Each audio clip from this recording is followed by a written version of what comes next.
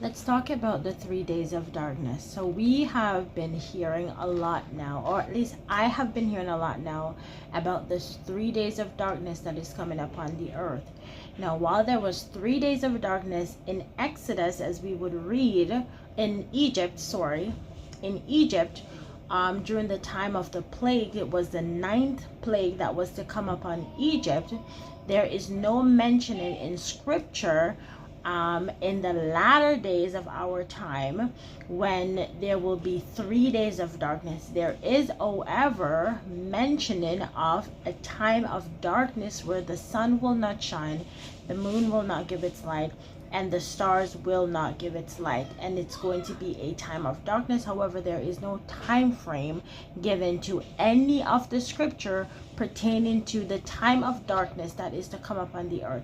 So I want to dive deep into that, because if you go along with what people are saying, that there are 3 days of darkness, something that the scripture does not affirm,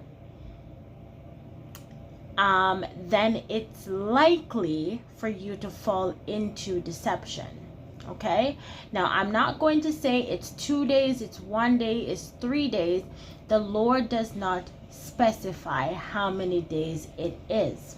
Okay, so Exodus 10 verse 21 to 26, and it says, actually I'm not going to read to 26.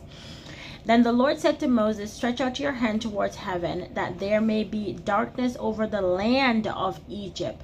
Now notice that it's only Egypt that is experiencing this darkness, because the Lord's judgment is only coming upon Israel. A darkness to be felt. So Moses stretched out his hand towards heaven, and there was pitch darkness in the land of Egypt 3 days. They did not see one another, nor did any one rise from his place for 3 days, but all the people of Israel had light where they live. All the people had light. Egypt didn't have light, and the rest of the world had light, because that judgment was only on Israel.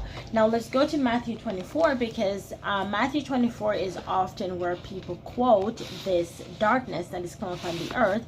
And Matthew 24:29, it says, immediately after the tribulation of those days, the sun will be darkened, and the moon will not give its light, and the stars will fall from heaven, and the powers of the heavens will be shaken.